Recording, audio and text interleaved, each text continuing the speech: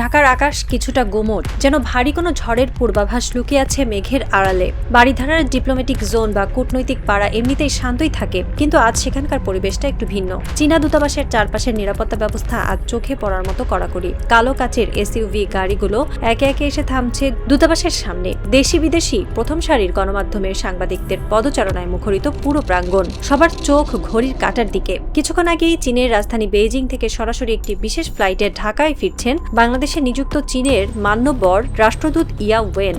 প্রধানমন্ত্রী তারেক রহমানের ঐতিহাসিক চীন সফর শেষে তিনি ঢাকায় পা রেখেই জরুরি এই সংবাদ সম্মেলনের ডাক দিয়েছেন।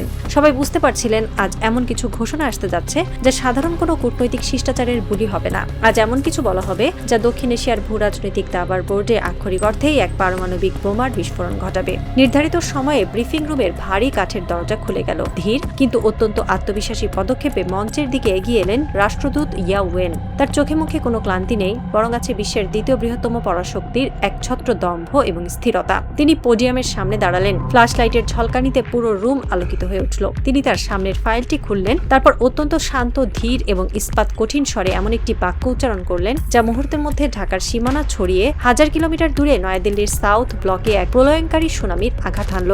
বন্ধু বাংলাদেশের অভ্যন্তরীণ বিষয়ে বিদেশি হস্তক্ষেপ হলে সেটি প্রতিহত করতে সাহায্য করবে চীন। পুরো ব্রিফিং রুমে পিন পতন নিরাপত্তা নেমে এলো। উপস্থিত বাঘা বাঘা সাংবাদিকদের কলম যেন মুহূর্তের জন্য থমকে গেল। একটি পরাশক্তির রাষ্ট্রদূত একটি স্বাধীন দেশের মাটিতে দাঁড়িয়ে প্রকাশ্যে অন্য কোনো আগ্রাসী রাষ্ট্রকে সরাসরি এমন লাল দাগ বা রেড লাইন টেনে দেওয়ার ঘটনা আন্তর্জাতিক কূটনীতির ইতিহাসে এক বিরল এবং রোমহর্ষক অধ্যায়।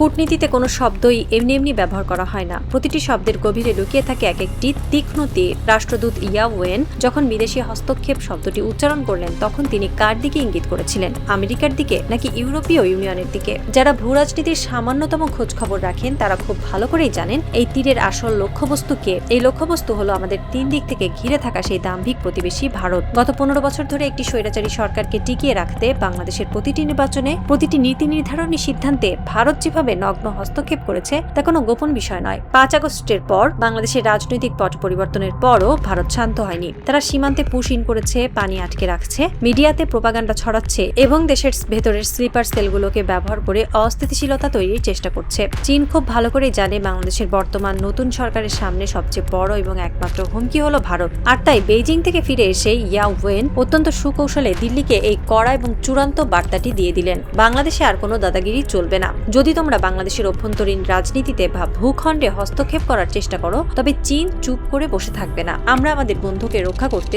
যে কোনো মূল্য চোকাতে প্রস্তুত। এটি কেবল একটি বিবৃতি ছিল না, এটি ছিল বাংলাদেশের চারপাশ ঘিরে তৈরি করা ড্রাগনের এক অদৃশ্য লৌহ বর্ম। রাষ্ট্রদূত ইয়া ওয়েন তার ব্রিফিংয়ে আরও একটি তথ্য দিলেন যা ভারতের জাতীয় নিরাপত্তা উপদেষ্টাদের রাতের ঘুম চিরতরে হারাম করে দেওয়ার জন্য যথেষ্ট। তিনি জানালেন, প্রধানমন্ত্রী তারেক রহমানের এই সফল সফরের মাধ্যমে চীন ও বাংলাদেশের মধ্যে সর্বোচ্চ পর্যায়ের কৌশলগত সম্পর্ক স্থাপন হয়েছে। এই সর্বোচ্চ পর্যায়ের সম্পর্কের অর্থ কি? রাষ্ট্রদূত নিজেই তা পরিষ্কার করে দিলেন। তিনি জানালেন, পুরো বিশ্বে চীনের এই লেভেলের বা এই স্তরের সম্পর্ক আছে মাত্র 20টির মতো দেশের সঙ্গে।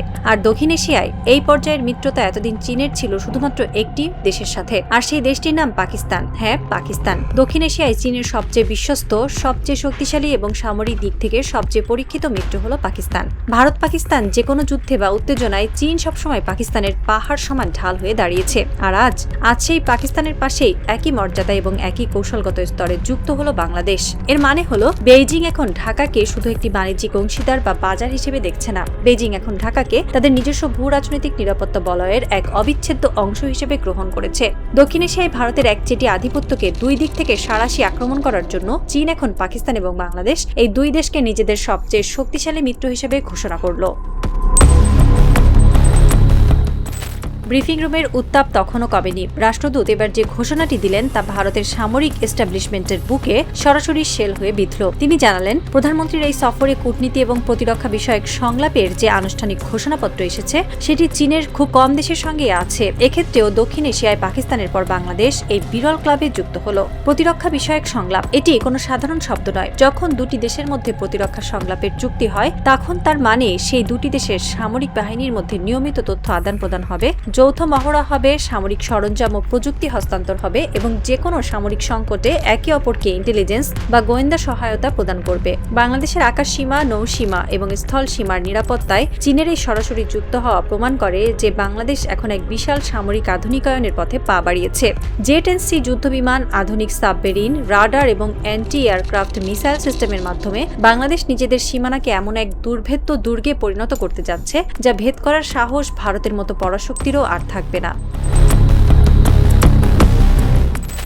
রাষ্ট্রদূত ইয়াও ওয়েন এরপর তুলে ধরলেন অর্থনৈতিক কূটনীতির এক বিশাল ক্যানভাস। তিনি জানালেন, চীনের প্রেসিডেন্ট শি জিনপিং এর signature mega project global development initiative বা জিডিআই-তে এবার আনুষ্ঠানিকভাবে যুক্ত হয়েছে বাংলাদেশ।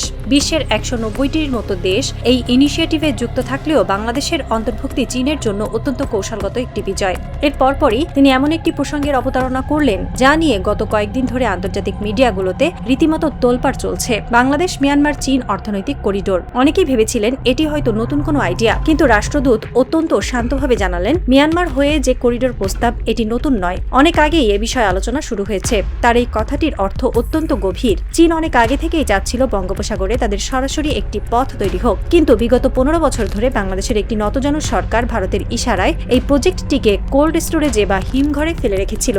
ভারত কোনোদিনই চায়নি বাংলাদেশ এবং চীন মিয়ানমারের ভেতর দিয়ে সরাসরি যুক্ত হোক, কিন্তু 5 আগস্টের পট পরিবর্তনের পর সেই পুরনো বাধা চিরতরে দূর হয়ে গেছে। বাংলাদেশ এখন নিজের স্বার্থে নিজের অর্থনীতিকে রকেটের গতিতে এগিয়ে নেওয়ার জন্য এই করিডোরের সাথে যুক্ত হতে প্রস্তুত। এই করিডোর হলে বাংলাদেশের চট্টগ্রাম বা কক্সবাজার থেকে পণ্য সরাসরি মিয়ানমার হয়ে চীনের ইউনান প্রদেশে পৌঁছাবে। এটি শুধু বাণিজ্যের রুট নয়, এটি হলো ভারতের ভৌগোলিক ঘেরাও থেকে বাংলাদেশের চিরস্থায়ী মুক্তির এক সোনালী চাবিকাঠি।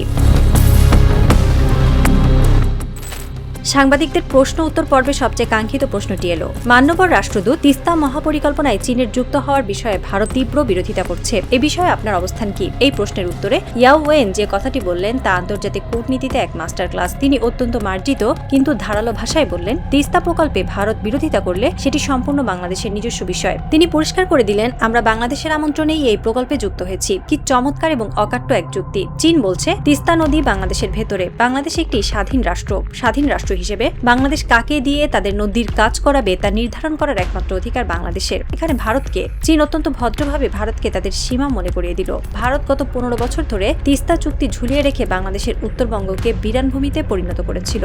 আজ যখন বাংলাদেশ চীনের সহায়তায় সেই তিস্তাকে বাঁচানোর উদ্যোগ নিয়েছে, তখন ভারতের কান্নাকাটি বা বিরোধিতাকে বেইজিং স্রেফ ডাস্টবিনে ছুড়ে ফেলল। চীন বুঝিয়ে দিল তারা ভারতের চোখ রাঙানিকে এক কানাকড়িও পাত্তা দেয় না। ব্রিফিংয়ের শেষ পর্যায়ে এসে রাষ্ট্রদূত ইয়াও ওয়েন বাংলাদেশের অভ্যন্তরীণ রাজনীতির একটি অত্যন্ত স্পর্শকাতর বিষয়ে কথা বললেন। গত 3 বছরে বাংলাদেশের 3 জন সরকার প্রধান বেইজিং ভ্রমণ করেছেন। প্রথমে স্বৈরাচারী শেখ হাসিনা, তারপর অন্তর্বর্তীকালীন সরকারের প্রধান ডক্টর মোহাম্মদ ইউনূস এবং সর্বশেষ বর্তমান প্রধানমন্ত্রী তারেক রহমান। এই প্রসঙ্গে রাষ্ট্রদূত মুচকি হেসে বললেন, বাংলাদেশের সব দলের সঙ্গে আমাদের সম্পর্ক ভালো। এটি চীনের পররাষ্ট্রনীতির সবচেয়ে বড় এবং সফল দিক। ভারত সবসময় বাংলাদেশের একটি নির্দিষ্ট রাজনৈতিক দল আওয়ামী লীগের উপর নিজেদের সমস্ত ডিম এক ঝুড়িতে রেখেছিল। তারা পুরো দেশের মানুষের সাথে শত্রুতা করে কেবল একটি ফ্যাসিস্ট সরকারকে টিকিয়ে রেখেছিল, যার ফলশ্রুতিতে আজ বাংলাদেশে ভারতের অবস্থান চরম তলানিতে। কিন্তু চীন হেঁটেছে সম্পূর্ণ ভিন্ন পথে। তারা কোনো নির্দিষ্ট দলের দালালিতে বিশ্বাস করেনি। তারা সম্পর্ক রেখেছে রাষ্ট্রের সাথে, জনগণের সাথে। আর ঠিক এই কারণেই বাংলাদেশে যখনই ক্ষমতার পালাবদল হয়েছে, চীনের স্বার্থ এক বিন্দুও ক্ষুণ্ণ হয়নি। বেইজিং প্রমাণ করেছে তারা একটি পরিপক্ক পরাশক্তি যারা দীর্ঘমেয়াদী খেলায় বিশ্বাস করে।